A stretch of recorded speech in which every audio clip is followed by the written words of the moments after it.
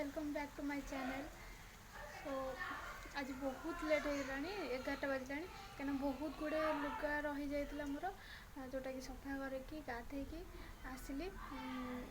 Just झील बाहरी गला दादा घर को बुलिया जाइए तो मुझे जाऊँगी पूजा करी संगे संगे पूजा करके रोषे करी ता भर झील पलि आसब तब देखा कौन हो।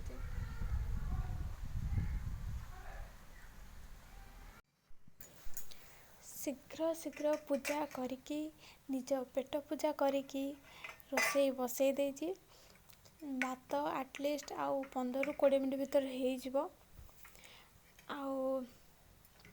खूब कम समय मो पाखे अच्छी ता भर बहुत किसी कम सारे को अच्छी कहीं जदि झील पलि आसो मुझे कम करें जदि भी किसी कम करी ता बहुत डिले हो तो मत जिते शीघ्र पारि खूब कम समय भितर मत सब कम सारे पड़ो कहीं पाखापाखि 15-20 दिन हम घर सफा है झड़ा है जोटा कि मुझे आज करी।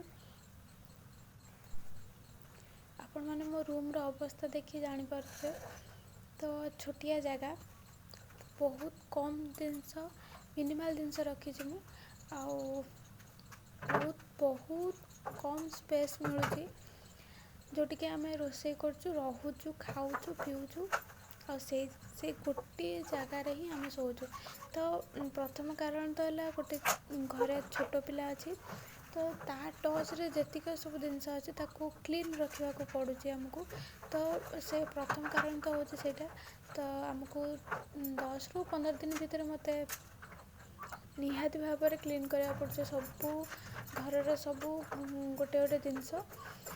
आउ सेकेंड जिनस हूँ प्रथम कहली जे बहुत कम स्पेस रोचे तो से मत कौन ना जोटा सेटअप कर रखी थाए जहाँ भी जिनस हो किचन हो कि आम जेकोसी डेली यूज जिनस आसेसरीज हो तो ताकू तार सेटअप टिके चेंज करा मत भल लगे कहीं गोटे टाइप सेटअप रहा बेलू बोर हो जाऊँगी कहीं छोट स्पेस तो सब जिनस आखि नजर को आसुची तो बोर हो जाऊँ सब देखी तो किसी चेंज करदेला माइंड फ्री हो किसी नुआ भली लगे तो से मु 10-15 दिन पर किछिटा ट्राए करे किसी चेंज कर दिए किछि नुआ ऐड कर दिए तो मत बहुत भल लगे। एठी झील पलि आसी बापा आनी तो छाड़ दे जाइए तो से ठिया कि चॉकलेट खाऊँ आसला बेलू 2टा चॉकलेट नहीं कि आसला से खाऊँ आ मु ता सहित किसी कथा मझे मझे पचार से मत तार आंसर दूची।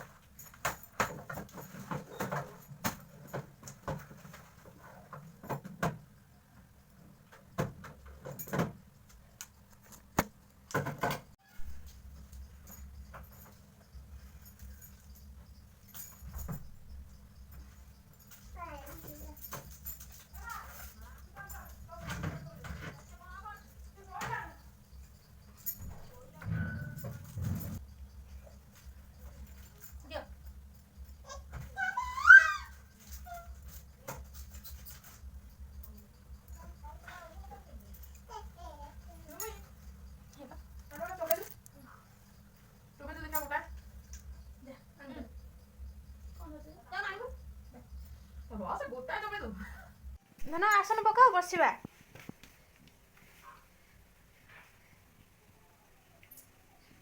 हे तुम ये बस हाँ से पढ़ू तुम आस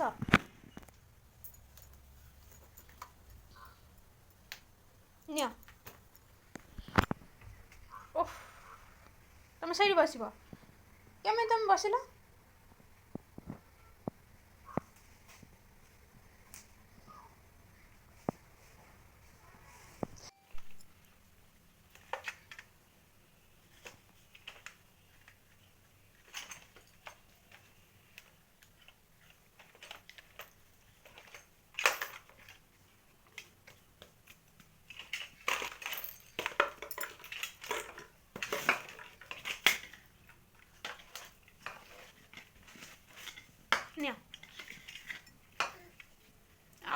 ଅଛି ପରା।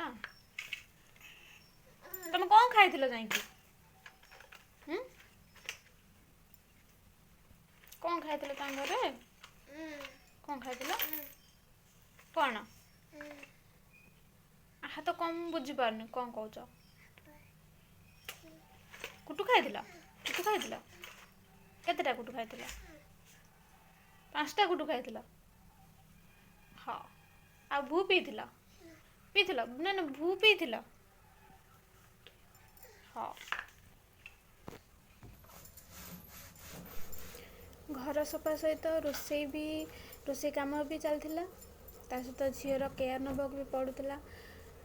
ତ ଏସବୁ ଭିତରେ ସନ୍ଧ୍ୟା ହେଇଗଲା ସବୁ କାମ ସରିଲା ବେଳକୁ। ତା ଭିତରେ ବି ମୁଁ ଖିଆପିଆ ସବୁ ହେଇଯାଇଥିଲା, କିନ୍ତୁ ଘର ସଫା ସରିଲା ବେଳକୁ ସନ୍ଧ୍ୟା ହେଇଗଲା। ଆହୁରି କେତେ କାମ ଥିଲା ଯେଉଁଟାକି ମୁଁ ଦେଖାଇ ପାରିଲିନି ଭିଡ଼ିଓରେ, କିନ୍ତୁ ଘର ସବୁ ପୁରା କ୍ଲିନ୍ କରିଦେଇଛି, ସବୁ ସାଇଜ୍ କରିଦେଇଛି। ଯାହା ସବୁ ମୁଁ ଡିସାଇଡ଼୍ କରିଥିଲି ଯାହା ଘର ସଫା କରିବା ପୂର୍ବରୁ ତାହା ସବୁ ମୁଁ କରିଦେଇଛି। ଆଉ ଅବସ୍ଥା ପୁରା ଖରାପ ହେଇଯାଇଥିଲା, ଯେଉଁଟାକି ମୁଁ ଭିଡ଼ିଓରେ କଣ୍ଟିନ୍ୟୁ କରିପାରିଲିନି ଆଗକୁ। ସେଥିପାଇଁ ସରି। ଆଶା କରୁଛି ଆପଣମାନଙ୍କୁ ଭିଡ଼ିଓଟି ଭଲ ଲାଗୁଥିବ।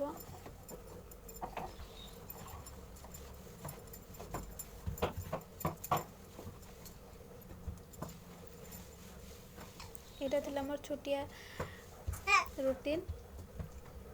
ଏଠି ଝିଅ ଶୋଇ ପଡ଼ିଛି, ତାକୁ ଶୋଇ ଦେଇଛି। ତାପରେ ମୁଁ ରୋଷେଇ ପୁଣି ଆରମ୍ଭ କରିଛି। 3ଟା ଅଣ୍ଡା ଭାଙ୍ଗି ଭୁଜିଆ କରିଦେଇଛି, ଆଉ ଆଳୁ ସୋୟାବିନ୍ କିଛି ଥିଲା ତ କାହିଁକି ନଷ୍ଟ ହେବ, ତ ତାକୁ ବି ରୋଷେଇ କରିଦେଇଛି। ଆଜି ପାଇଁ ଏତିକି। ଦେଖା ହେବା ନେକ୍ସଟ ଭିଡ଼ିଓରେ।